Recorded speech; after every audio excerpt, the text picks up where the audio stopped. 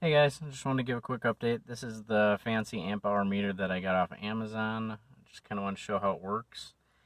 And as it's sitting right now, it's hooked up to the car. Got my key in the ignition. Turn it on. You can see I'm pulling a few more amps than I was before. Go ahead and start up the car. You can see the voltage drop down, the amperage go up. I have the alternator turned off right now, so we're just using power. And if I turn the alternator on, you will hear the engine struggle and voltage goes up.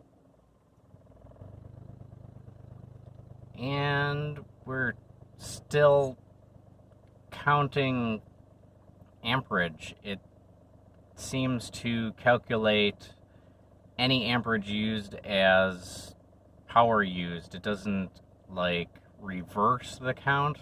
Like, oh, now you're regenerating 40 amps. Let's reduce the capacity.